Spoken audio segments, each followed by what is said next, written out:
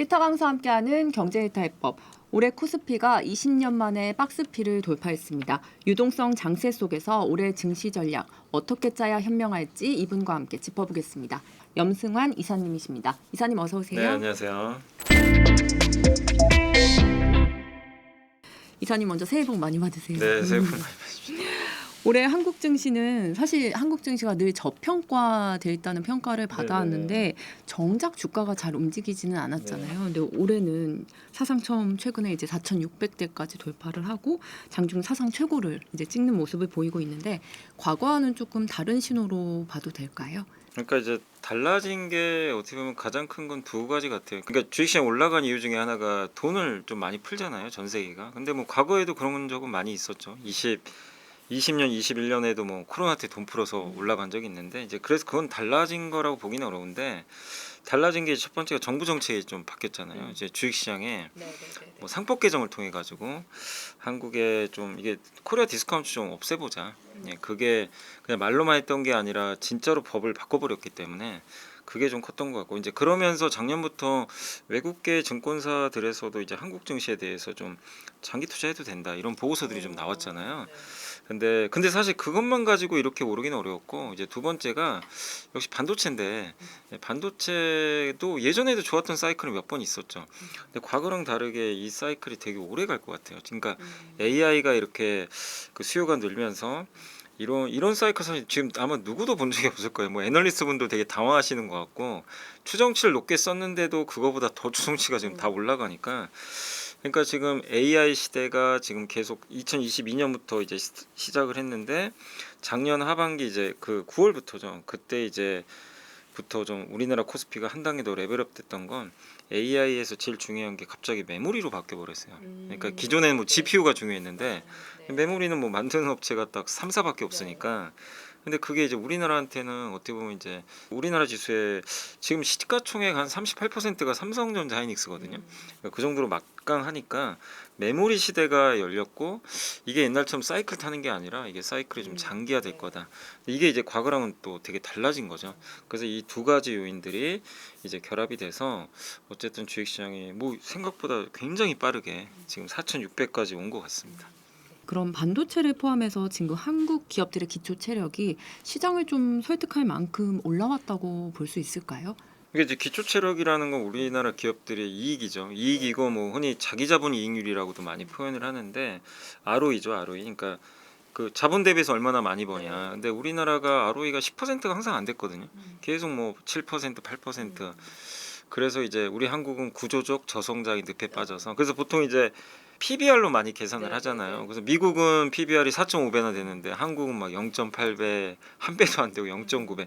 그게 다른 이유보다 결국 ROE가 낮아서인데 ROE 높이는 방법은 밑에 분모를 줄이면 되거든요. 분모가 자기 자본이기 때문에 주식수 줄이면 돼요, 사실. 근데 우리 그동안 소각을 많이 못했잖아요.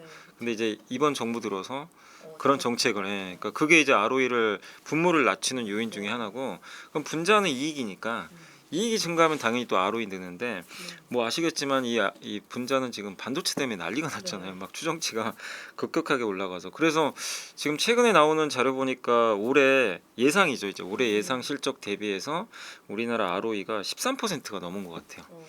그러니까 엄청난 거죠. 그러면 지금 PBR이 1.3배니까 딱 그냥 어떻게 보면 ROE로 따지면 1.3배면 거의 적정한 수준은 맞거든요.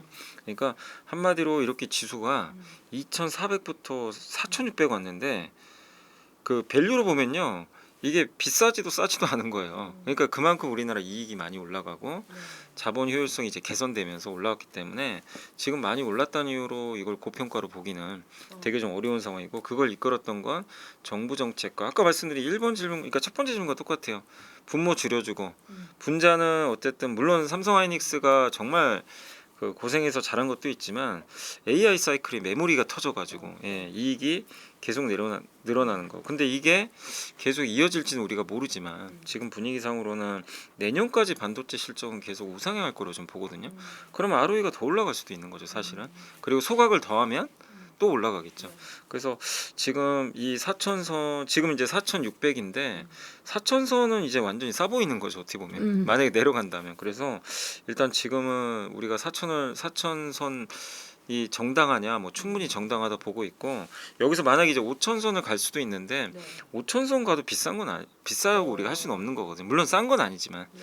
그래서 적정하게 지금 우리나라는 가치를 좀 받고 있다, 이렇게 생각은 하고 있습니다.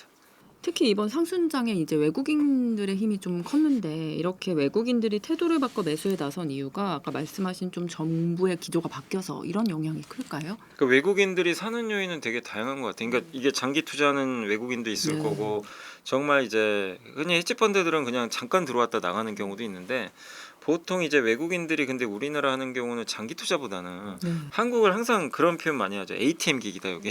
그래가지고 뭐 위기 터지면 그냥 먼저 팔고 도망가고 그런 게 되게 많아요. 그래서 사실 작년에 장 오를 때도요, 갑자기 미국에서 뭔가 이슈 터지면 막 하루에 1조씩 팔아버리고 그런 게 되게 많았거든요. 그러니까 한마디로 외국인들의 그 습성이 바뀐 것 같지는 않아요. 그래서 사실 작년에 보면 외국인들이 5월부터 주식 많이 산 걸로 아는데 네. 11월 한 달에는 막 14조 팔아버렸거든요. 11월에 무슨 일이 있었냐면 미국이 휘청거렸죠. 막 그때 네. 오라클 터지고 막 AI 버블이다. 음. 막 금리 인하는 안 하니 많이 막 이러니까 한국이 아무 잘못 없는데 그냥 다 던져버린 거예요. 네. 그러니까 그 정도로 한국 시장에 대해서는 약간 아직도 이제 미국 증시나 그 글로벌 매크로 환경 보고 그런 걸 보고 좀 팔 때 선제적으로 팔아버리고 그런 것들이 좀 강했는데, 그래도 어쨌든 이제 외국인들이 지금 12월부터는 또 다시 매수 기조로 좀 바뀌었는데, 외국인들이 어쨌든 이게 그동안 우리나라를 선택하는 이유를 보면 일단 글로벌 경기에 대한 기대감이 좀 있긴 있어야 되거든요. 근데 글로벌 경기가 보통 좋을 때 달러가 약해요. 근데 우리나라 원화는 약해도 분명한 건 작년에 달러도 약했거든요. 달러가 작년에 10% 이상 빠졌거든요. 굉장히 약한 거예요.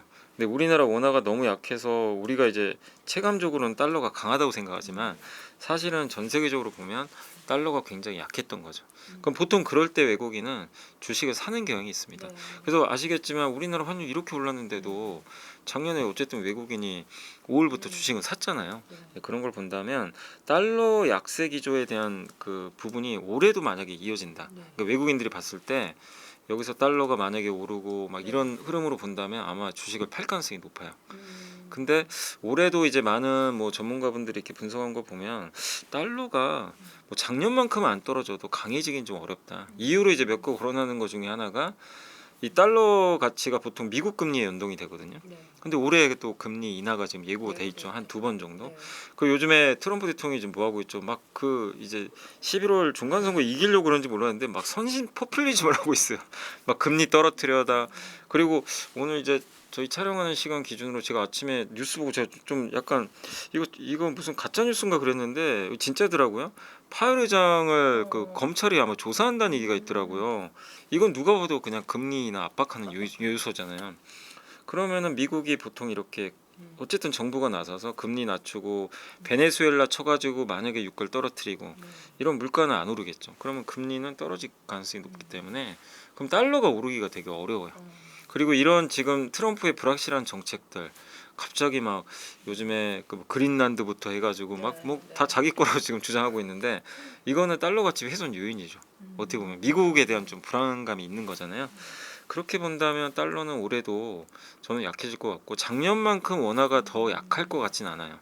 그런 걸 종합한다면 저는 외국인들이 우리나라에서, 그러니까 결론은 지금 반도체가 좋은데 반도체 실적이 예상하는 경로만 이탈하지 않는다면, 뭐 이게 이탈할 수도 있잖아요. 뭐 어떤 이유가 생겨서 실적 경로만 잘 따라가 준다면 달러 약세라는 조건만 계속 이어지면 뭐 올해도 저는 매수하지 않겠냐. 네, 그래서 사실 외국인들이 우리나라 상법 개정 보고 한국 증시 재평가 보고 사는 부분도 물론 있지만 그 부분보다는 제가 봤을 때는 외국인들 헤지펀드가 워낙 많기 때문에 그 달러가 좀 저는 더 중요하다 이렇게 생각은 하고 있어요.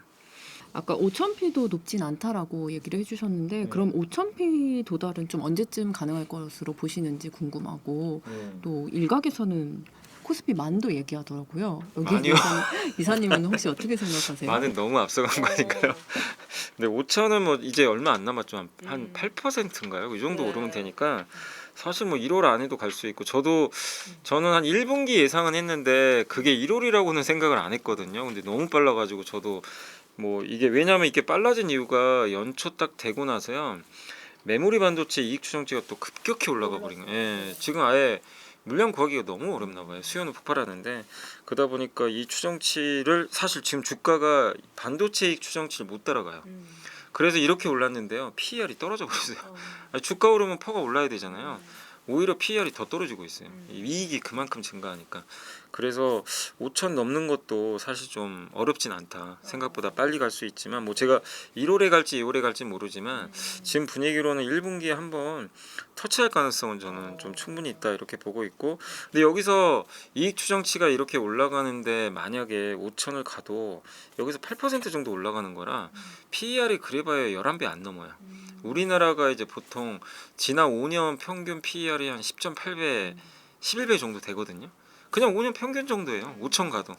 그러니까 이 말씀은 왜 드리냐면 5천 간다고 놀랄 건 아니라는 거예요. 그만큼 이익이 지금 폭발적으로 증가하기 때문에 충분히 갈 수 있다. 다만 이제 걱정되는 거는 항상 이게 너무 아무리 뭐 밸류가 낮다고 해도 너무 가파르게 오르면 늘 속도 조절 나오잖아요.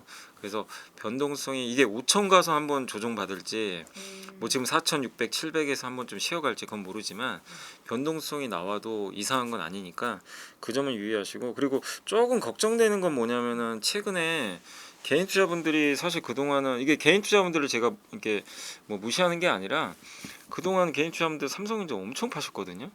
최근 일주일간 거의 3조를 사신 거예요. 갑자기 순매수를 대량으로 하기 시작했어요. 근데 그게 이제 자기 현금 가지고 사는 건 좋은데 이 레버리지도 많이 꼈어요.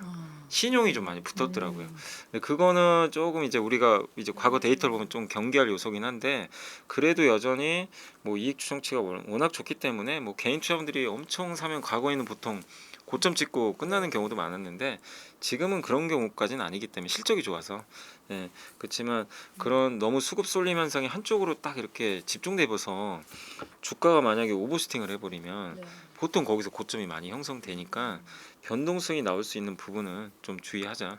그래서 여기서 지금 삼성전자가 14, 15까지 왔는데 어차피 계속 20만 원 가겠지라는 그런 생각보다는 난 무조건 사야지 이거보다는 항상 이제 그 숨고르기 나올 수 있다는 거 염두에 두시고, 예, 지금 좀 저는 추격하는 거는 조금 자제하자.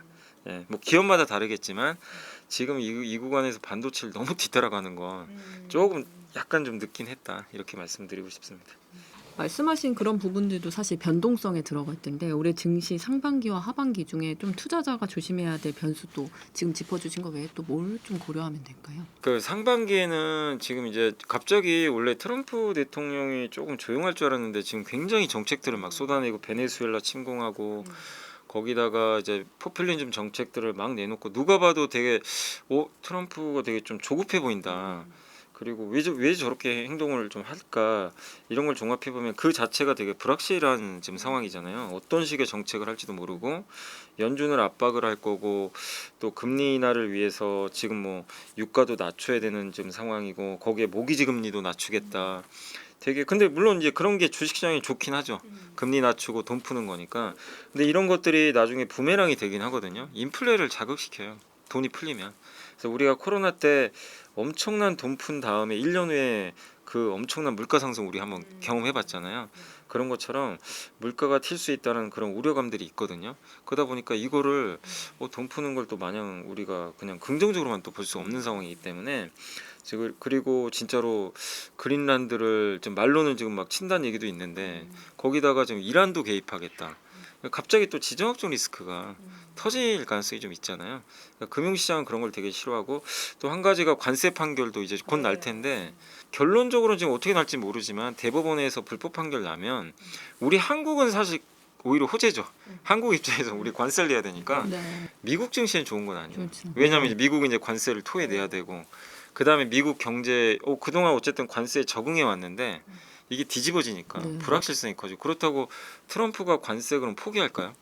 또 다른 방법으로 하겠죠. 오히려 불확실성이 더 커져서 미국 증시에 되게 또 불안정할 수 있거든요. 그래서 사실은 저는 상반기는 큰 악재는 없다고 봤는데 지금 지난주에 갑자기 트럼프의 그런 몇 가지 정책들을 보고는 트럼프의 이 정책 자체가 좀 약간 변동성을 키우겠다 그렇게 보고 있고, 근데 이게 대세를 바꾸진 않을 거예요. 이 자체가 왜냐하면 결론적으로 트럼프의 목적은 돈 풀어서 소비 부양하고 자기 중간 선거 이기고 싶다 이거니까 시장에는 이렇게 보면 나쁜 요소는 아닌데 이제 변동성은 좀 키울 수 있다 이렇게 보시고, 하반기는 솔직히 좀 걱정되는 게 이런 뭐 상반기 모멘텀들은 다 반영이 된 상황에서 네. 그 반도체 업황도, 그러니까 이익 증가율이나 이런 것도 상반기가 증가율이 더 높아요. 그렇죠. 네, 하반기가 좀 꺾여요. 하반기도 증가하는데 율은 좀 떨어지는 거죠. 이제 그러다 보니까 모멘텀이 상반기가 더 좋은 거죠. 거기다가 하반기 제일 걱정되는 게 이제 그거죠. 혹시 이제 이렇게 돈 풀면 물가 걱정 좀 되잖아요. 그 인플레 우려 하나랑 제일 걱정하는 게 이제 스페이스X 상장하는 거. 그거는 저는 악재라고 보거든요. 이게 스페이스X가 지금 우리 한국 돈으로 1,100조에서 1,500조 얘기 나와요. 상장하고 오픈 AI가 지금 한국 돈으로 800조 얘기 나옵니다. 이 둘이, 거기다 엔트로픽이 500조. 이 세 개가 연달아 상장할 가능성이 있거든요. 2,000조가 넘어요. 2,000조 넘는 회사들이 미국이 한 번에 상장한다. 아무리 미국이 시총이 커도 이게 충격을 안 받을 수 없고 거기에 돈들이 빨리 들어가 버리겠죠. 그러면 미국의 다른 기업들이 좀 공급 부담 때문에 흔들릴 수 있기 때문에, 우리나라가 21년도에 아마 기억하시게 21년도 미국장 되게 좋았잖아요. 한국은 되게 안 좋았습니다. 하반기에. 그 이유가 그때 카카오뱅크부터 상장을 되게 많이 했어요. 우리 한국 기업들이, 큰 회사들이, LG엔솔까지. 그래서 이제 주식시장이 굉장히 힘들었던 제가 기억이 나거든요. 근데 미국에서도 그런 일이 또 발생하면 굉장히 좀 이제 공급 부담 때문에 좀 약간 시장이 부담을 줄 수 있어요. 공급 충격을. 그래서 하반기가 조금 불편한 요소들이 많기 때문에 상반기가 훨씬 분위기는 더 저는 좀 좋을 것 같고, 하반기가 물론 그런 요소들이 만약에 올해 하반기에 스페이스X 상장이 안 되고 뭐 내년으로 연기될 수도 있잖아요. 그러면 또 달라지지만 일단 만약에 스케줄대로 본다면 한 4분기는 조금 변동성 커지지 않겠냐 이렇게 예상을 하고 있습니다. 올해 이제 시장을 볼 때 투자자들이 이 정도면 좀 들어가도 되겠다 판단할 수 있는 매수 시그널이 좀 궁금하고, 또 반대로 숨고르기 신호다 이렇게 좀 알 수 있는 신호라면 뭐가 있을까요? 근데 이게 그동안 미국 시장이나 이제 한국 시장 이렇게 보면 중간중간 작년에도 이렇게 지수가 3,200 갔다가 3,000 갔다가 다시 한 3,600 갔다가 좀 조정받고, 그리고 4,000 갔다 또 3,800 막 이랬잖아요. 그 과정들 보면 희한하게 일치하는 게 뭐냐면 미국의 그 금리 정책 있죠. 유동성. 요게 말라버리면 꼭 빠지더라고요. 그러니까 가장 가까웠던 애가 11월에 우리가 4,200 갔다가 11월부터 한 달 동안 3,800까지 확 빠진 적이 있고, 미국도 많이 빠졌죠. 그때 제일 컸던 게 이제 셧다운이죠. 셧다운 때문에 그 금리 인하 못할 거다, 이 루머가 돌아버렸죠. 근데 금리 인하를 못한다고 하니까 그럼 유동성이 좀 마르겠네. 그리고 셧다운이 계속 이어지니까 미국 정부가 이게 계좌가 동결돼 있잖아요. 이걸 빼서 못 썼잖아요. 아니 정부가 돈 써야 되는데 돈을 못 쓰니까 유동성이 갑자기 말라버렸죠. 결국 이렇게 강세장에서 중간중간 조정받는 거는 그 유동성입니다. 유동성이 한 번씩 약간 긴축될 때가 있어요. 그래서 우리가 조심해야 될 거는, 혹시라도 지금은 미국 연준이 금리 인하를 하는 기조죠. 물론 이번 1월 달에는 동결할 거예요. 근데 그거 신경 안 씁니다. 어차피 할 거니까. 근데 만약에요, 어떤 뭐 이유가 뭐가 될지 모르지만 갑자기 미국에서 그러니까 뭐 주요 기관들에서 올해 금리 인하 한 번도 안 할 것 같다, 이런 전망이 나올 수도 있어요. 그게 갑자기 대세가 되면 주가가 부러져 버릴 겁니다. 우리는 금리 인하 기대하고 있었는데. 그래서 가장 이제 우리가 항상 그 주식 투자할 때 좀 조심해야 될 그런 신호 중에 하나는, 강세장에서는 결국에는 그 유동성이 좀 약간 조일 수 있는 부분들, 그런 걸 좀 조심하시면 될 것 같고.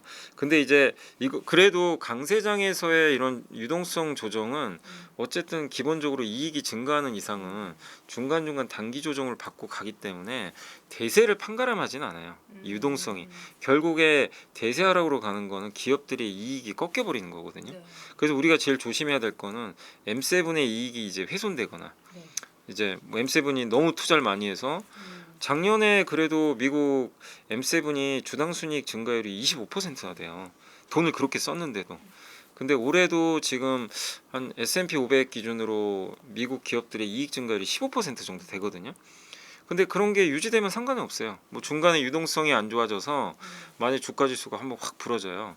그럼 투자해도 됩니다. 기회가 되는 건데, 이게 주가 지수가 빠지는데 이익 증가율이 훼손되고, 기업들이 이제 투자를 AI에서 투자를 이제 번 돈보다 더 많이 해야 돼서 EPS가 훼손되는 게 막 갑자기 보이기 시작하면, 그러면 이제 이거는 이제 빠져나오기 좀 쉽지 않거든요. 이제 조정이 되게 길어질 수 있어요. 이거는 우리도 똑같아요. 반도체도 지금이야 계속 추정치가 상향되는데 이 추정치가 이제 꺾여버리거나 그러면 되게 아플 수가 있거든요. 그래서 단기 조정은 어쨌든 그 유동성으로 좀 판단하시면 되고 중기 조정 같은 경우는 결국 이 기업 이익 추정치다. 예, 그게 이제 뭐 일주일에 한 번이나 매월 나오니까 그런 것들 좀 잘 확인하셔서 보시면 될 것 같고 그리고 이제 보통 이제 이렇게 단기적으로 조정받을 때 이렇게 주가가 이렇게 빠지잖아요. 근데 그게 뭐 어느 시점에서 매수해야 된다 이런 게 있는 건 아니고 제가 말씀드린 이 조건이 두 가지잖아요. 하나는 유동성 때문에 빠지는 거, 그 다음에 이익이 훼손돼서 빠지는 거. 이익이 훼손돼서 빠질 때는 그냥 기다려야죠. 그거는 뭐 내려온다고 매수할 게 아니라 다시 이제 EPS를 봐야 되니까 기다리는 건데 유동성이 어쨌든 이렇게 그 메말라 가지고 11월처럼 빠질 때는 보통 고점에서 우리나라 증시가 보통 한 7, 8% 빠지는 것 같아요. 보통은 그럴 때. 그럼 이제 고점을 딱 설정하셔가지고 이번에 거의 8% 빠졌을 때 3,830까지인가? 거기가 거의 7% 8%예요. 고점에서. 거기 딱 찍고 갔거든요. 그래서 여러분들이 이제 생각하실 거는 어떤 신호보다는 이거 유동성이 단기적으로 말라서 단기 조정이라고 생각하시면 고점 딱 나왔을 때 거기서 7에서 8%를 한번 계산해 보세요. 코스피 어느 정도 나오는지. 그럼 그 정도 오면은 너무 두려워할 필요 없이 이제 분할 매수하는 거죠. 뭐 더 빠질 수도 있으니까 그건 모르니까. 그래서 그런 이제 위치 레벨을 보고 투자하시는 것도 저는 괜찮다고 생각합니다. 14만 전자 76만 닉스를 넘기면서 반도체 랠리가 계속 이어지고 있는데요. 이미 많이 오르긴 했는데 두 기업의 주가가 상반기에는 좀 그래도 여전히 위쪽으로 더 열려 있다고 볼 수 있을까요? 물론 여기서 이제 막 저는 가격은 더 열려 있다고 보는데 이게 투자하시는 분들 관점에서는 새롭게 만약에 내가 이걸 해야 된다. 참 어렵긴 해요. 여기서 뭐 20% 오를 수도 있고 예, 근데 올랐는데 나중에 뭐 12, 13으로 또 빠질 수도 있는 거. 그걸 우리가 알 수는 없는 거잖아요. 그래서 되게 지금 어려운 상황은 맞는데 그러니까 올라도 좀 걱정이 여기서 얼마까지 오를 거냐. 근데 보통 저렇게 또 오르면 언제든지 또 급락 나오다 보니까 고민은 큰데 그래서 저도 함부로 얼마 간다고 얘기는 사실 이제 할 수는 없는 상황인데 다만 이거죠. 저도 고점은 모르지만 이 사이클이 되게 오래는 갈 것 같아요. 그러니까 옛날에는 반도체 이렇게 좋았다가 너무 쉽게 무너지고 이 사이클은 아니고 이게 오르고 나서 조정은 나오겠지만 일정한 조정 받고 또 우상향하는 이런 사이클로 좀 오래 가지 않겠냐. 왜냐하면 지금 일단 이 우리나라 기업도 마찬가지고 지금 마이크론도 거의 똑같은 얘기를 하는 게 뭐냐면 결국엔 지금 그거거든요. 이 공급이 너무 적어요. 공급은 적은데 늘리고 싶어도 늘리기가 어렵다고 하더라고요. 공장을 지어야 되는데 지금 공장 지어도 28년에 완공. 그럼 2년 동안은 딱히 방법이 없어요. 삼성 하이닉스도 공급을 늘리고 싶을 거예요. 왜냐면 이렇게 가격 좋은데 하나라도 더 팔면 좋은데 뭐 그렇게 하고 싶어도 못 하고 얼마 전에 되게 좀 재밌다는 표현이 그런데 마이크로소프트 임원이 잘렸다고 하더라고요. 기사를 보니까 한국에 와서 반도체 구해오라고 딱 이렇게 가서 보내놨더니 결국에 하이닉스한테 퇴짜 맞아가지고 왜냐면 주고 싶어도 못 주는 거죠. 이게 빅테크는 지금 급하고 삼성 하이닉스는 주고 싶어도 못 주고 지금 주면 우선순위는 아마 엔비디아부터 할 텐데 값을 또 많이 쳐주는 회사들 이런 회사로 가고 그리고 지금 HBM 수요도 좋은데 일반 범용 디램까지 수요가 계속 늘어나니까 지금 우리가 상상하기 힘든 지금 그러니까 우리가 지금 내부자가 아니니까 이게 도대체 얼마만큼 공급 부족한지 명확히 모르잖아요.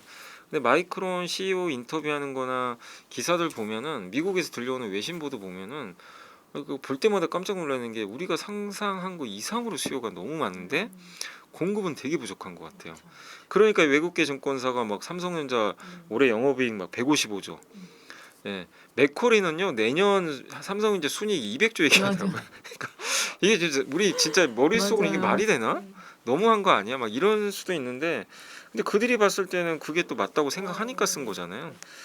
그러니까 감히 상상을 잘 못하는 거죠. 그래서 뭐 14만 전자, 20만 전자, 뭐 하이닉스 100만 전자 이거를 그냥 목표가를 정하지 마시고 방법은 없어요. 그냥 그 CEO들의 인터뷰 매 분기 엔비디아 젠슨왕이 무슨 얘기하고 이런 걸 보면서 우리가 계속 업데이트를 하는 수밖에 없어요.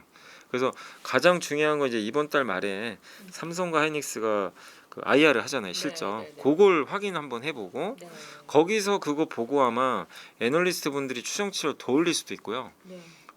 우리 생각보단 그렇게 우린 이미 이 정도 될 걸 알았는데 그 정도까지는 아니네. 그러면 좀 밋밋하면 또 빠져버릴 수도 있어요. 그래서 그걸 보고 판단을 해야지. 사실 뭐 제가 여기서 얘기하고 누가 얘기한다고 그걸 맞출 방법은 지금 없기 때문에 다만 일단 열어놓자. 계속 위는 열어놓고 일단 저는 보셨으면 좋겠습니다. 방금 전에 반도체가 좀 오래 갈 것 같다고 하셨는데 그 오래라는 걸 한 내년 상반기 정도까지는 봐도 될까요? 일단 원래는 제가 작년 한 11월, 12월에 이제 국내 증권사 리포트 봤을 때는 공급이 아무리 빨리 늘어야 27년이라 그랬어요. 근데 외국계 증권사 이제 한 달 지났잖아요. 외국계 증권사 보고서들은요 빨라야 28년이래요. 1년이 더 연장돼 버린 거예요. 근데 어떻게 될지 모르지만 그래서 이번 달 말에 삼성 하이닉스 실적을 보면 명확해져요 좀 더. 근데 최소한 올해는 아니고 그리고 지금 외국계 증권사가 지금 저렇게 공격적으로 쓰는 거 보면 27년에도 늘기가 좀 되게 어려울 것 같아요. 지금 분위기상으로 공급을 늘리기가 되게 지금 어려운 상황이고 그 미국에서도 어떤 기업 CEO가 이제 그런 얘기를 했다고 하더라고요. 이제 AI를 그 이제 AI가 요즘에 추론한다 그러죠. 기억을 해서 답변을 이제 거짓말하지 않고 이제 제대로 된 답변들을 많이 하는데 그럴 때마다 이제 메모리에 저장을 해야 되는데 그 수요가 계속 지금 폭발적으로 증가를 하고 있는데 문제는 GPU를 아무리 좋은 걸 갖다 놔도 메모리 용량이 증가를 안 하면 이거를 성능을 높일 방법이 없대요. 그래서 이제 메모리 벽이 생겼다. 이 벽을 치우려면 메모리 용량을 증가시켜서 치워줘야 성능이 나가는데 얘 때문에 막혀버린다는 얘기예요. 그러니까 그 현직에서 느끼는 그 메모리에 대한 공급 부족 강도가 지금 굉장히 심각한 것 같아요. 우리가 지금 상상할 수 없을 정도로. 예. 근데 그게 최소한 이제 27년까지 이어진다고 하니까. 예. 그러면은 결국엔 만약에 28년부터 공급이 는다고 생각해 보자고요. 28년부터 주가는 6개월 선행하거든요. 그러면 27년 상반기까지는 괜찮은 거죠. 만약 그렇게 계산을 하면. 그래서 그 정도로 본다면 적어도 올해 말 뭐 내년 상반기까지는 크게 이제 걱정 없는 사이클인데 다만 그런 건 있어요. 이 기울기라는 게 있으니까 기울기가 이익 증가할 기울기가 올해 상반기가 좋고 하반기 조금 약간 이렇게 되고 이런 분위기니까 아무래도 주가 상승률은 올해 상반기가 더 높지 않겠냐. 하반기에 급 나간다는 게 아니라 상반기에 뭐 만약에 50% 오르면 그 하반기는 좀 덜 오르는 거죠. 이제 그렇게 될 가능성이 있기 때문에 그 점은 좀 염두에 두시면 좋을 것 같습니다. 지금 이 반도체 랠리가 이어지는 이유가 HBM뿐만 아니라 말씀하신 대로 범용 디램도 이제 호황을 이루면서 이루어지고 있잖아요. 삼성과 하이닉스 중에 이제 주가 측면에서 좀 더 유리한 측면에 있는 곳은 어디라고 생각하실까요? 사실 이익 추정치로 이렇게 대입해 보면 하이닉스가 더 싸요. PER 기준으로 하이닉스가 더 싼 거는 맞는데 근데 작년에는 하이닉스가 너무 성과가 좋았잖아요. 그 삼성에 비해서.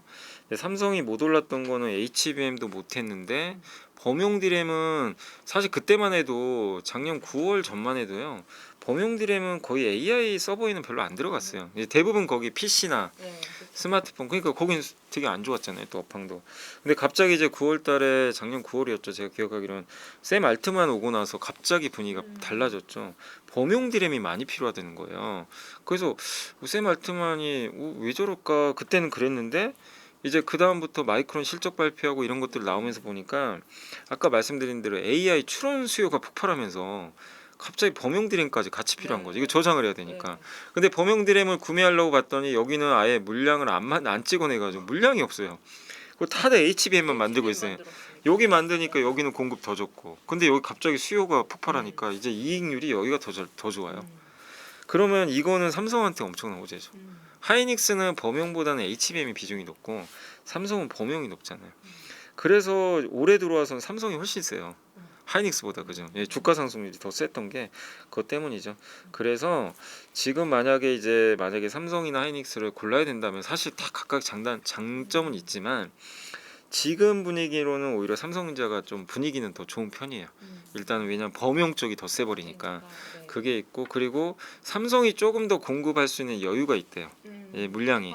예, 그러니까 아무래도 그 수혜는 더 받을 것 같고 그리고 파운드리도 기대할 만 하잖아요. 요새 막 퀄컴 수주 받았다 막 이러니까 그러니까 옛날에 이제 여기는 정말 미운 오리 새끼 같은 약간 사업부죠. 예, 아팠죠. 맨날 적자 보고 이번에도 1.5조 까먹은 것 같은데 근데 올해는 이제 적자 많이 줄이겠죠. 그리고 제가 삼성전자를 사실 메모리도 좋지만 저는 장기적으로 삼성전자를 굉장히 긍정적으로 보는 이유가 뭐냐면 그 테슬라 밸류체인에 들어간 걸 되게 높게 평가해요.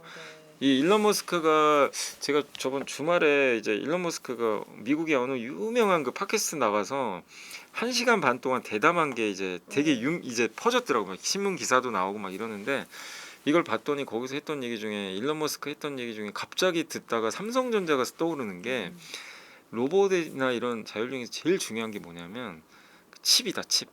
칩 얘기를 했고 그 칩을 잘 설계하고 네. 제조하는 게 너무 중요하다. 설계 제조. 근데 그 제조를 삼성한테 맡겼거든요. 그 2나노, 네, 그죠? 네, 아시죠? 네, AI6 네, 칩. 네. 그거 보면서 아, 이 삼성의 역할이 이제 진짜 중요해지겠구나. 이 칩을 잘 만들어서 공급만 한다면 파운드리 밸류를 받아버려요. TSMC가 엄청난 밸류 받아버렸잖아요. 그러니까 그거는 아직 우리가 지금 메모리만 받고 있지 그거 받는 건 아니거든요. 그래서 저는 그런 것까지 생각한다면 삼성이 조금 더 유리한 부분이 있지 않나. 다만 하이닉스는 미국의 그 ADR 상장하는 거, 요 모멘텀 또 있어요. 네. 그러니까 하이닉스도 무시하면 안 돼요, 사실은. 그거 되면 필라델피아 반도체 지수 들어가거든요. 그렇죠. 그러면 이건 또 수급으로 올릴 수 있는 거니까. 그래서 꼭 너무 저는 구분할 필요는 없지만 모멘텀은 실적이나 이런 성장성 모멘텀은 삼성이 좀 더 낫지만 수급 모멘텀은 하이닉스를 한번 기대해 볼 만하다. 이렇게 보고 있습니다. 그럼 개인 투자자들이 지금 같은 장에서 반도체주에 투자할 때 이렇게 삼성이나 하이닉스 같은 개별주에 투자를 하는 게 좀 더 좋을지 아니면 반도체 ETF 쪽에 그냥 투자하는 게 좋을지. 사실은 이제 지금은 사실 삼성 하이닉스만 투자하는 게 제일 결과가 좋았죠. 그동안은 이 둘만 가고 소부장이 좀 약했잖아요. 왜냐하면 공급을 안 하는 사이클이니까 소부장이 가기가 좀 어려웠는데 근데 이제는 어쨌든 공급을 늘릴 수밖에 없거든요. 그래서 장비 발주도 있을 거고 늘립니다. 옛날보다 뭐 폭은 적다 하더라도. 그래서 저는 개인적으로 삼성 하이닉스도 물론 좋지만 지금 상황에서는 장비 쪽이 좀 괜찮아 보여요. 왜냐하면 이제 이들은 너무 많이 올라와가지고 아무래도 반도체 소부장에서는 장비가 먼저 이제 그 선택을 받으니까. 예. 그래서 저는 그 수주 기대감이 있는 반도체 그 장비 회사들을 한번 바라볼 필요가 있다고 보고 있고, 다만 이 반도체 소부장이 너무 종목이 많아요. 뭐 찾아보시면 진짜 한 200개 가까이 되는 것 같아서 그거 공부하기 되게 어렵거든요. 그리고 뭐 장비도 뭐 증착 장비, 뭐 식각 장비 되게 다양합니다. 뭐 이것도 내가 공부해야죠.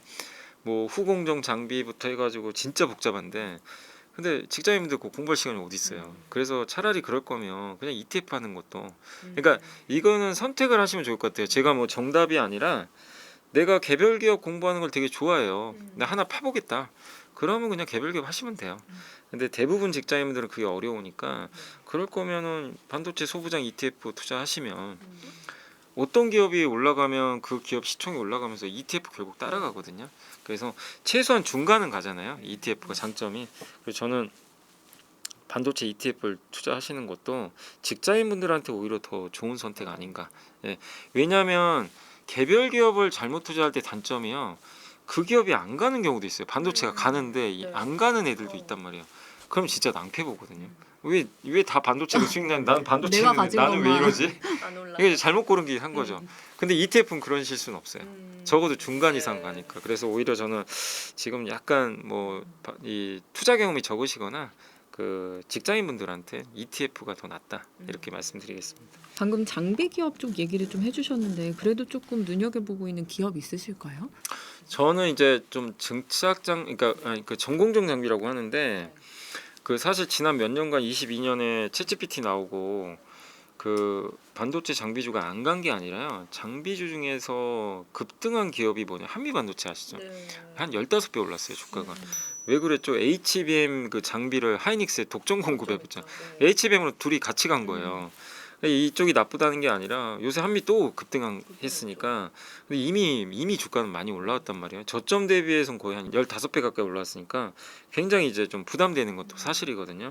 그래서 저는 상대적으로 지금 구간에선 그 전공정은 그렇게 많이 못 갔어요. 왜냐하면 장비 투자를 안 하니까.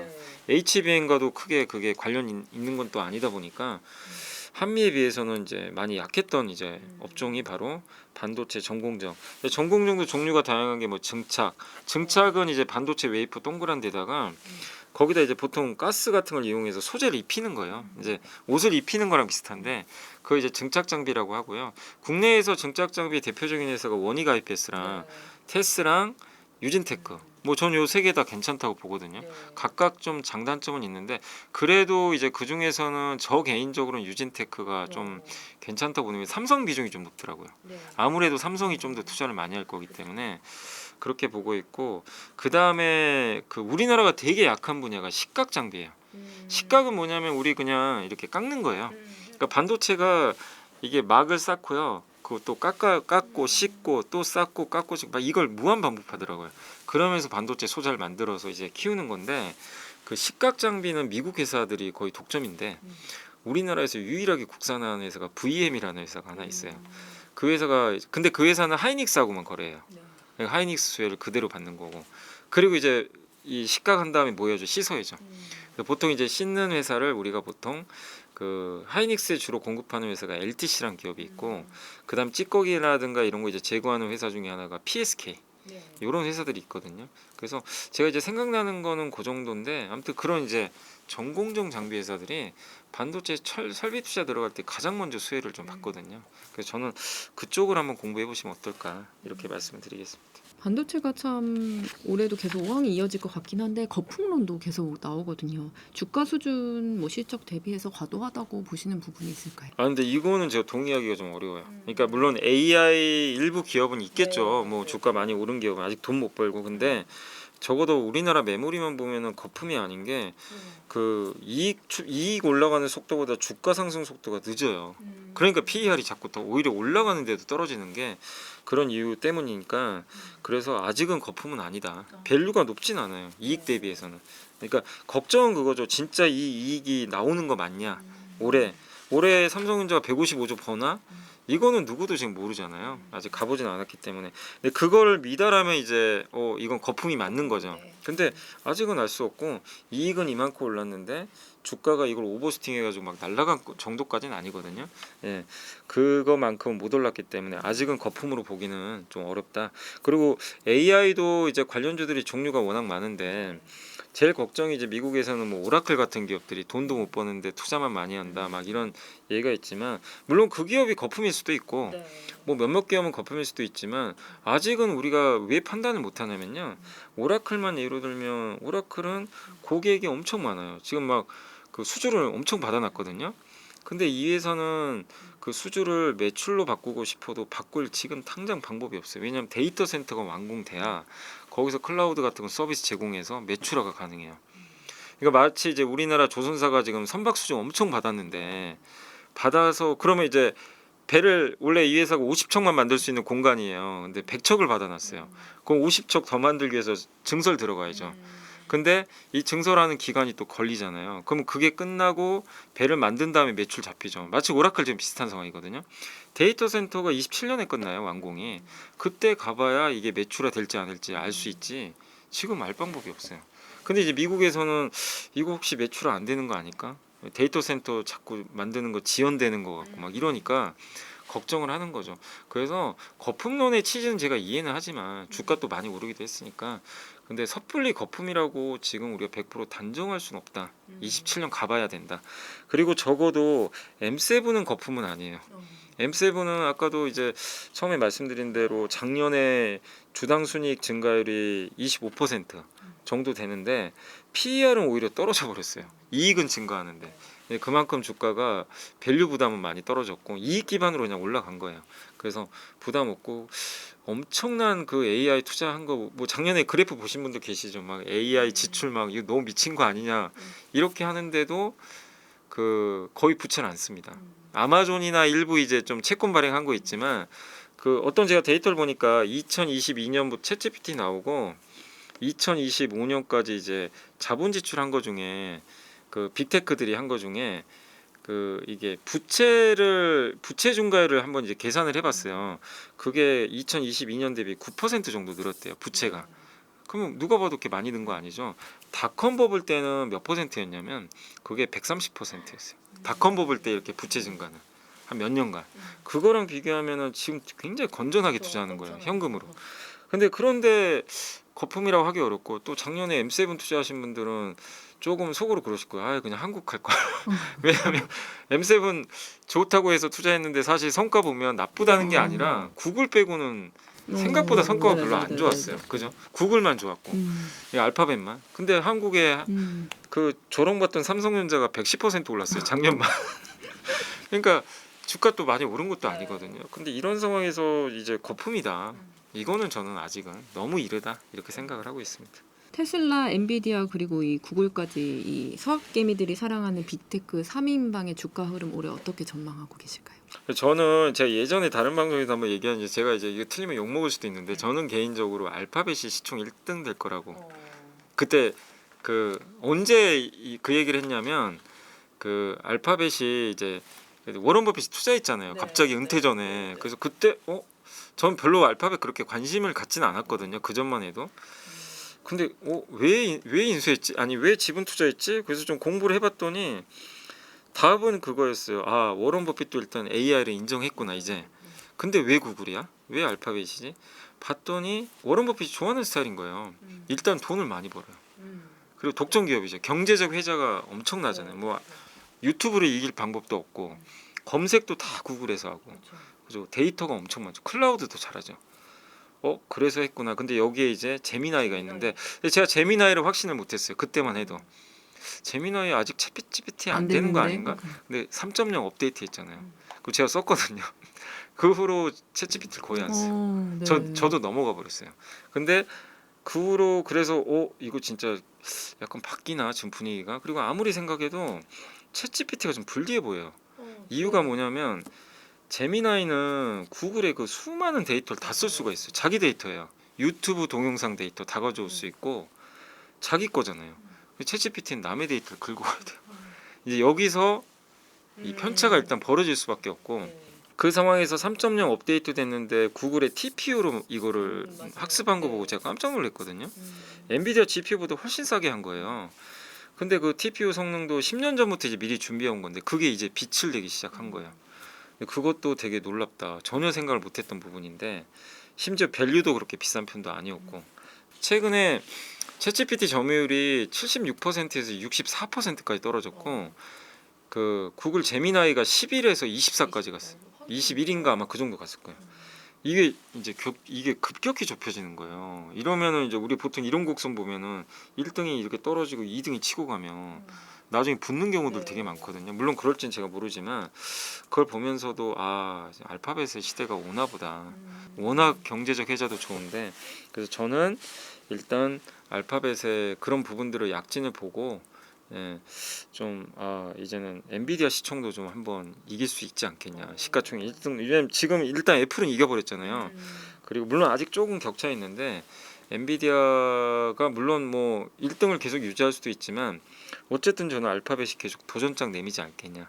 그리고 엔비디아가 여전히 되게 좋은 건 맞는데 갑자기 경쟁이 좀 심해지죠. 요즘에 뭐 아시겠지만 자체칩 만드는 기업들이 너무 많이 나오니까 되게 불편해 하더라고요. 그래서 이번에 CES 2026에서도 되게 좋은 내용들 많은데 주가 빠져버리더라고요. 오히려. 그래서 피지컬 AI 하겠다고 지금 계속 발표도 하는데 근데 피지컬 AI는 좀 시간이 걸리거든요. 당장 성과가 나오는 건 아니고 엔비디아가 뭐 나쁘다가 아니라 엔비디아는 유지는 계속 할 것 같은데 여기서 뭐 시총이 또 그럼 5조 달러, 6조 달러 가기는 또 지금 이 경쟁이 만만치 않아서 저는 엔비디아는 그냥 왔다 갔다 할 것 같아요. 뭐 내려가긴다 올라간다 보다 좀 유지하면서 모멘텀을 좀 기다리지 않겠냐. 근데 피지컬 AI에서 뭔가 엔비디아가 뭔가를 보여주면 또 한번 레벨업 할 수는 있겠죠. 근데 그건 좀 시간이 걸리고 이제 테슬라는 이제 우리 개인 투자자분들이 가장 많이 들고 있는데 그래도 여전히 뭐 주가는 견조하긴 한데 참 이게 기대도 되지만 걱정도 되는 게 일단은 본업이 잘 안 돼서 그죠. 지금 전기차가 너무 안 되니까 그래서 펀더멘탈은 약해요. 이건 단점인데 근데 이제 피지컬 AI 시대가 오긴 오잖아요. 근데 이 회사보다 잘할 회사가 보이진 않아요. 그죠. 앞으로 우리 자율주행 타고 다닐 거고 로봇도 집집마다 한 대씩 언젠간 올 텐데 거기서 누가 봐도 스마트폰 1등한 애플과 테슬라가 자꾸 이제 겹쳐 보이는 거예요. 애플이 스마트폰 1등했고 그 다음에 지금 테슬라는 로봇에서 1등 할 것 같고 이런 이제 그림이 그려지다 보니까 근데 그걸 너무 빨리 반영해서 이제 지금 PER이 막 200배 되니까 좀 비싼 좀 단점은 있거든요. 그래서 어쨌든 저는 테슬라는 계속 변동성은 클 것 같아요. 이거 고민이죠.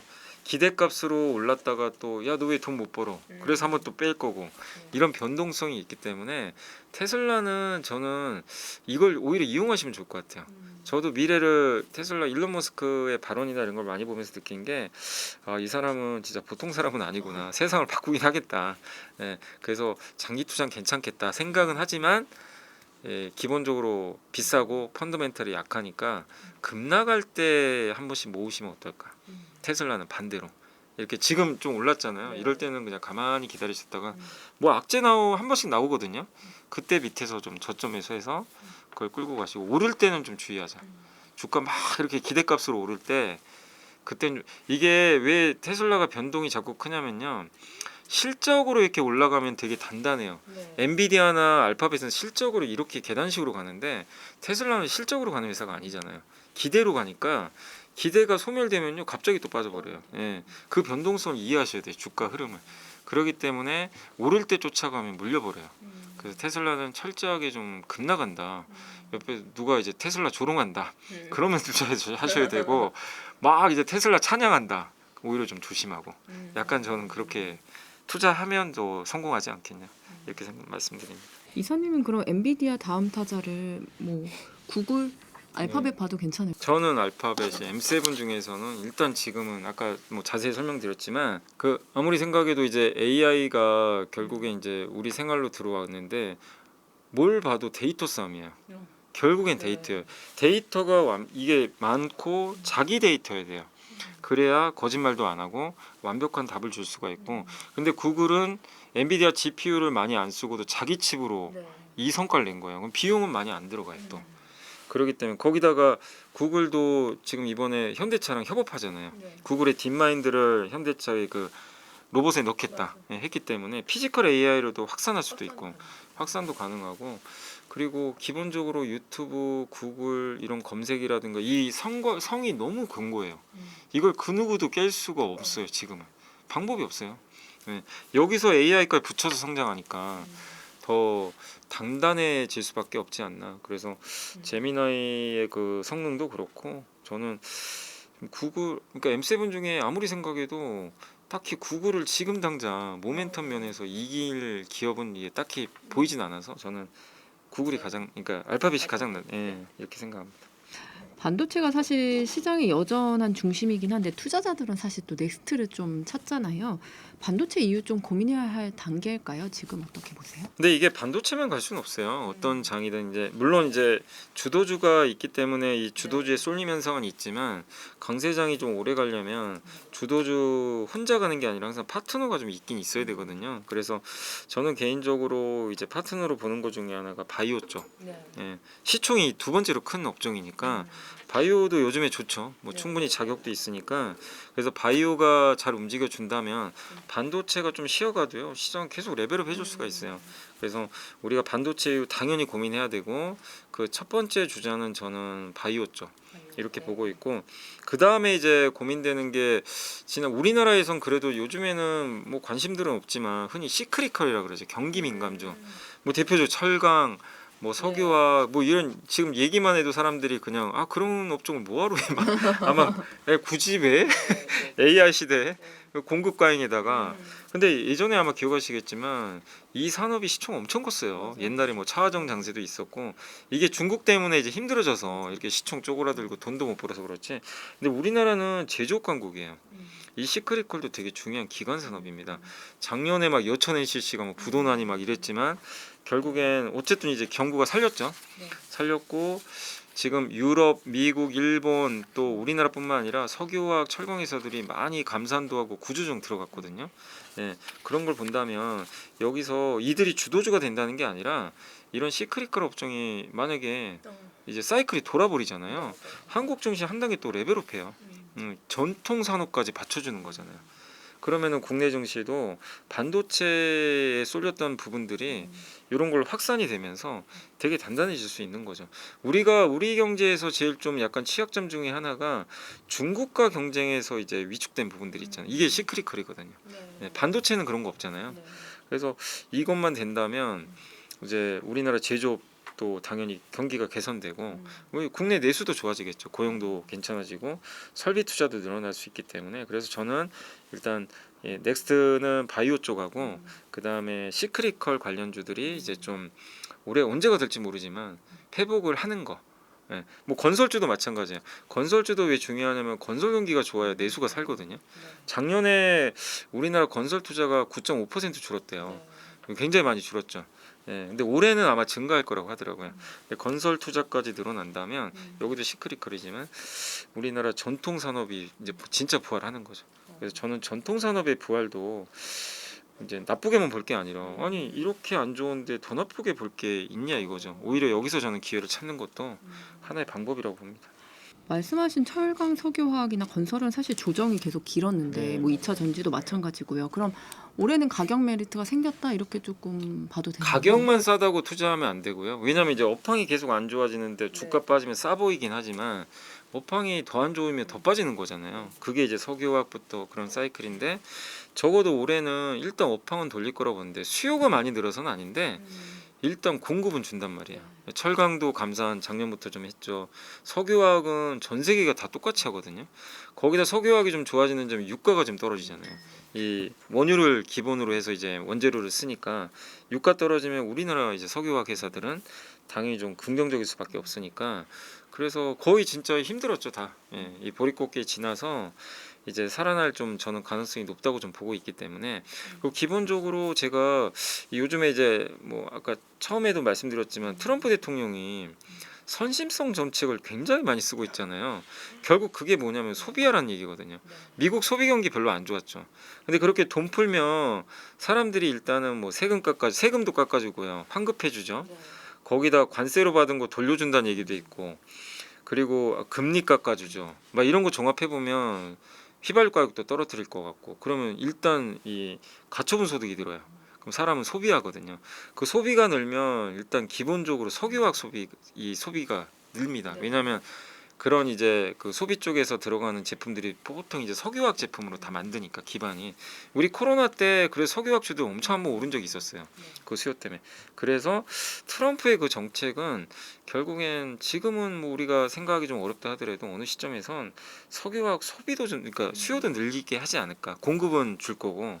그래서 한번 저는 기대해 볼 만하다. 그래서 일단 모멘텀은 기대가 되기 때문에 그런 좀 시크릿컬을 한번 저는 주도주로 편입하라는 게 아니라 내 포트의 일정 부분 워낙 지금 비어 있는 쪽이니까 부담 없이 저는 접근할 수 있는 업종이다 이렇게 보고 있습니다.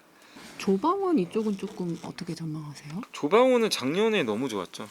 너무 좋았고 트럼프 지지율에 따라 많이 달라지는데 사실 지금 트럼프가 지금 이런 것도 지지율을 올리기 위해서 되게 막 여러 지금 정책들을 하는데 그래서 베네수엘라도 친 것 같고 전통적으로 이렇게 뭔가 전쟁 이슈가 터지면 일단 지지율이 올라가더라고요. 어디랑 뭐 싸운다 그러면 그래서 일본의 다카이시 총리도 막 중국 때렸잖아요. 지지율이 엄청 올라갔다고 하더라고요. 그러니까 그런 것처럼 이제 트럼프도 알겠죠. 그러다 보니까 자기 지지층을 결집하려는 목적도 좀 있는 것 같아요. 근데 이런 거는 우리나라 조방원한테 너무 좋은 이슈죠. 사실 이렇게 하면 안 되지만 조선방선 지금 올라가는 거는 갑자기 지난주부터 베네수엘라 치면서 막 그린랜드 얘기 나오고 콜롬비아, 멕시코도 치겠다.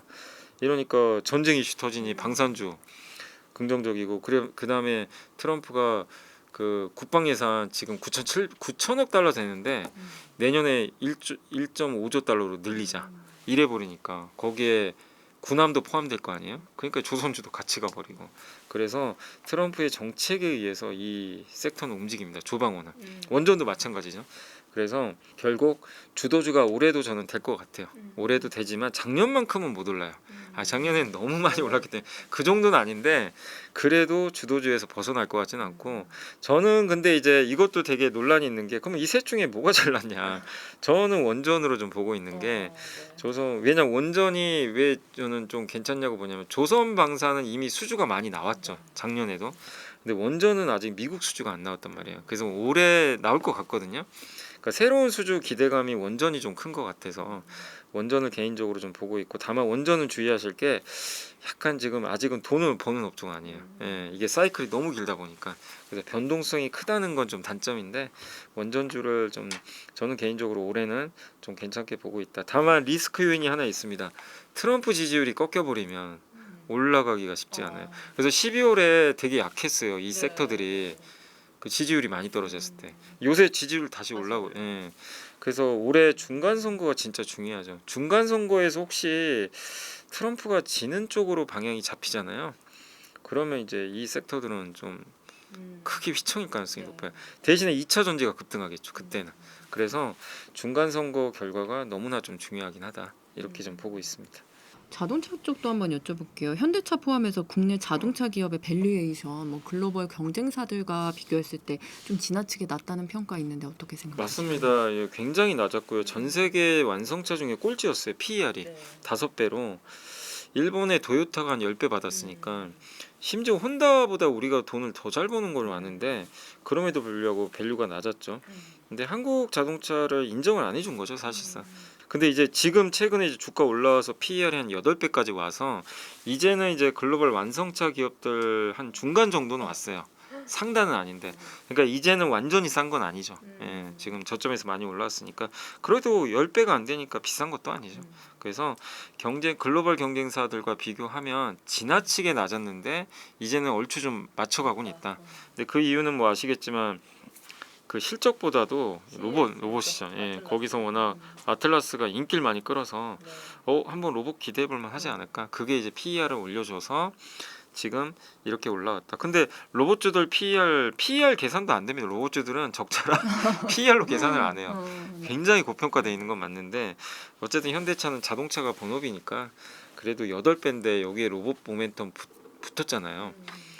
그렇게 따지면 아직도 저는 좀 싼 거 아닌가 이렇게 생각은 하고 있습니다. 그럼 지금 좀 들어가도 괜찮을까요? 근데 물론 이제 좀 단계 너무 올랐으니까 조정 나올 거예요. 나올 텐데 그때 뭐 너무 두려워하지 마시고 다만 이제 올해 현대차가 보여준 이 그림들 그 로봇에 대한 부분들이 이제 그 성과가 좀 어쨌든 이게 그 스케줄대로 좀 잘 나와야 될 것 같고 28년부터 보스턴 다이내믹스가 양산 들어간다고 하니까 올해 일부 시험 모델을 그 현대차 공장에 이제 투입을 한다고 하더라고요.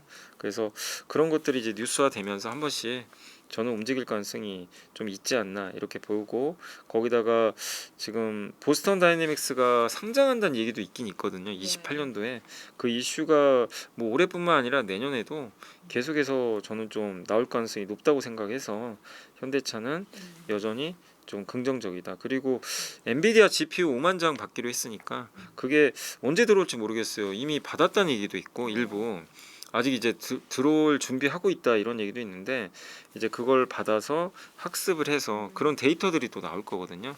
그래서 올해 현대차는 실적은 뭐 올해는 좋아요. 좋은 편인데 여기서 이제 주가 결정하는 거는 약간 테슬라 비슷하죠. 로봇 기대감을 얼마나 이제 잘 심어주느냐. 그게 주가에 이제 그 위를 좀 결정하지 않겠냐 이렇게 보고 있어서 뭐 조정 나온다면 저는 괜찮다고 생각을 하고 있습니다. 지금까지 좀 언급해 주시지 않은 것 중에 이사님이 보시기에 올해 다크호스가 될 수 있는 업종 또 뭐가 있을까요? 저는 뭐 꼭 이게 다코스라기보다는 이제 일단 엔터죠. 엔터를 좀 괜찮게 보고 있고 특히 이제 BTS가 이제 컴백을 3월 20일 날 하니까 그게 있고 1월 20일인가 그 콘서트 일정이 나온대요. 이제 그 몇 회 하느냐가 중요해. 지금 시장은 65회 한다고 예상을 하는데 진짜로 65회를 할지. 그래서 그게 이제 스케줄이 나오면 그거에 따라서 또 시장의 반응이 달라지긴 하겠지만 올해는 괜찮을 것 같고 또 이번에 이재명 대통령이 중국 가서 이제 시진핑 주석과 정상회담 했는데 아쉬운 게 한알령을 이게 해제한 건지 안 한 건지 되게 좀 애매하게 결론이 나와서 근데 대통령 발언을 보면 해제는 한 거는 같아요. 근데 단계적으로 천천히 한 번에 하는 게 아니고 이게 좀 느리게 하는 것 같아요. 그래서 하는 거는 맞는 거는 같아요. 근데 우리가 지금 결과물은 나온 건 아직은 없잖아요. 그래서 이제 그 어떤 우리나라의 케이팝 아티스트 한 그룹이 중국에서 1,000석 규모의 단독 콘서트를 열어야 된대요. 그게 조건이라고요. 그게 되면 그걸 허용해주면 이제 한한령이 해제된 건 맞아요. 그래서 그 뉴스가 올해 나올 수도 있거든요. 그러면 이제 진짜로 열리는 거죠. 중국 시장은 너무 우리가 상상하는 거 이상의 시장이에요. 거기 콘서트 하면은 없는 매출이 붙어버리는 거잖아요. 그래서 저는 되게 중요한 이슈로 보고 있거든요. 그래서 그게 올해 어느 시점에서 저는 열릴 거라 보기 때문에 엔터주 뭐 이거 다 아는 내용 아니야 이런 거보다도 아직은 지금 여기에 대해서는 저는 반영은 안 됐다고 생각을 하거든요. 그래서 한한령 해제 계속 기대를 해보자 이 말씀 드리고 싶고 또 한 가지 이제 다크호스는 이것도 뭐 중국과 연결될 수 있지만 호텔 사업 호텔을 주들을 좀 긍정적으로 보고 있는 게 한일령이 되게 클 것 같아요. 한일령 때려가지고 이번에 어쨌든 되게 빠른 시간에 이재명 대통령이 중국 갔단 말이에요. 이렇게 빨리 갈 거라고 생각 못했죠. 왜냐면 경주에서 만난 지 얼마 안 됐는데 저는 다분히 이제 중국에서는 일본 견제 목적도 있는 것 같아요. 일본을 약간 팽시키고 한국과 좀 이제 협력하자. 예. 그래서 그게 좀 굉장히 이제 강하게 보이기 때문에 그러면 한일령이 쉽게 안 풀리겠죠. 일본을 이제 일본 가지 마라. 그 중에 일부가 한국에 올 수밖에 없어요. 중국인들이. 원래는 중국 사람들이 제일 많이 가는 도시가 방콕, 두 번째가 도쿄인데 3위가 서울이었대요. 이 순서가 뒤집히겠죠. 예. 그래서 그 효과를 우리나라 이제 저는 호텔 기업들이 왜 호텔도 똑같죠. 반도체 비슷해요. 수요는 갑자기 지금 외국인들 와서 폭발하는데 이게 없어요. 호텔을 줄였거든요. 그때 코로나 때 너무 힘들어가지고 만성적으로 공급 부족으로 좀 바뀌어 버렸어요.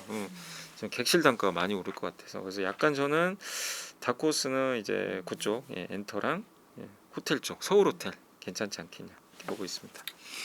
지금 장세를 좀 대형주 중심으로 봐야 할까요? 아니면 중소형주 확산을 좀 기대해 볼 수 있을까요? 어떻게 보실까요? 현재까지는 대형주 장세인 것 같아요. 아직은 중소형주들이 그냥 코스닥 활성화 대책 때문에 한번 올랐다가 또 흐지부지 되고 막 이런 게 많은데 그래도 정부가 이제 1월 중에 코스닥 활성화 대책에 대한 구체적인 내용을 발표한다고 했기 때문에 그게 구체적으로 나오면 어쨌든 저는 코스닥도 간다고 보고 지금 워낙 코스피가 세지만 과거에도 그랬거든요. 코스피가 이렇게 강한 다음에 코스닥에 뭔가 정책이나 개인들의 관심이 그쪽으로 쏠리면 코스닥도 굉장히 무섭게 올라가는 경우들이 과거에 있었어요.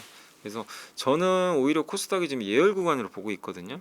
그래서 코스피 다음에 확산은 될 수 있다. 그 시점은 그렇게 뭐 오래 남지는 않았다고 생각합니다. 그래서 1월 중에 한번 코스닥 중소형주로 매기 확산이 있을 수 있으니까 뭐 코스닥 내가 갖고 있다. 아 근데 코스피만 좋으니까 답답하신 분들은 뭐 그렇다고 저는 교체하지 마시고 한번 좀 기다리시면 좋은 기회가 올 것 같고 특히 이제 코스닥에서는 그래도 대장주는 바이오고 그다음에 로봇, 반도체 소부장 이런 섹터들이 좀 이끌지 않을까 이렇게 예상을 하고 있습니다.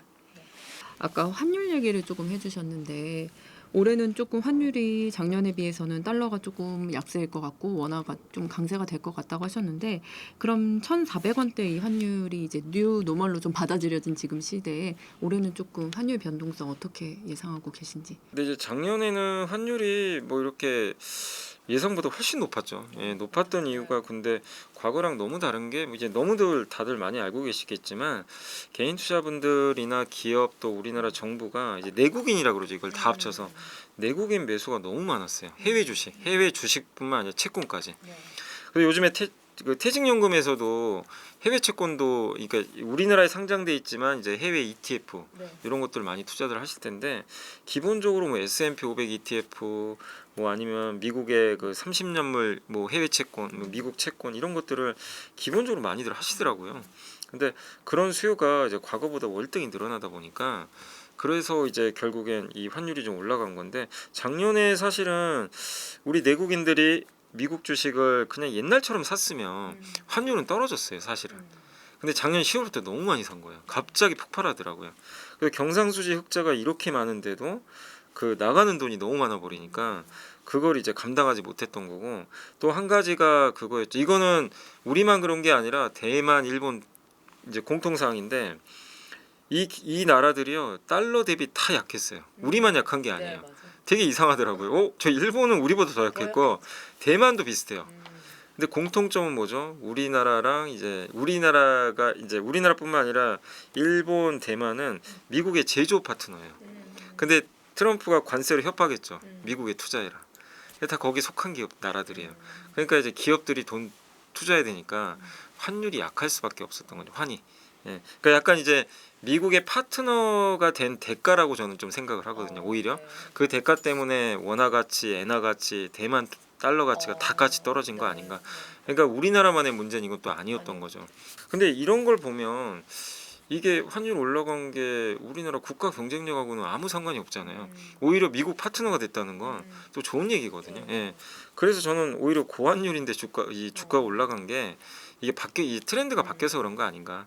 그래서 환율 오르면 이제 주가 빠진다는 이제 더 이상 안 맞는 공식이 저는 됐다. 이렇게 좀 생각을 하고 있고 우리나라 대외 순 자산도 이제 많아졌잖아요. 그리고 이런 걱정도 하세요. 아 그러다 진짜 외환보유가 없어서 위기 터지면 어떡하냐. 환율 올라서.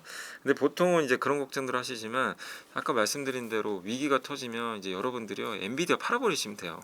팔고 현금화해서 우리나라 원화로 바꾸시면 됩니다. 그러니까 왜냐하면 우리는 이제 빚이 많은 국가가 아니에요. 해외 자산이 많아요. 그걸 처분하면 됩니다.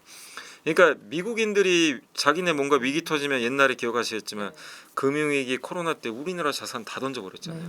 이게 약간 그런 케이스죠. 그래서 우리 한국의 외환위기가 올 가능성은 지금으로선 우리나라가 정말 뭐 반도체가 적자나지 않는 이상 그럴 가능성은 없기 때문에 위기로 보진 마시고 다만 이제 작년에 그 높았던 환율이 이제 올해는 조금 그래도 좀 낮아진다고 보는 게 올해는 경상수지 흑자가 더 많을 거예요. 반도체 이익이 역대급일 거고 그리고 이제 4월부터 세계 채권 지수 들어갈 거고 그러면 이제 아무래도 외국인들이 우리나라 채권을 일단 편입은 해야 되거든요. 달러가 일단 들어올 거고 거기다 MSCI 지금 선진지수 편입하려고 외환시장도 24시간 지금 이제 아예 개방하겠다. 이거 발표를 했죠. 그래서 만약에 올해 6월에 그 관찰 대상국에 편입이 되면 그게 만약에 되면 이제 선진지수 될 확률이 되게 높잖아요. 1년 후에 결정되지만 그러면 외국인들이 미리 들어오는 경우도 있어요. 이거 되겠다 싶어서 돈을 미리 넣는 거죠. 물론 이제 나가는 돈도 있을 수 있지만 그래서 그런 걸 본다면 환율은 오히려 좀 올해는 약간 봄을 좀 지나면 저는 좀 이게 하향 안정화되지 않을까 이렇게 생각을 하고 있습니다.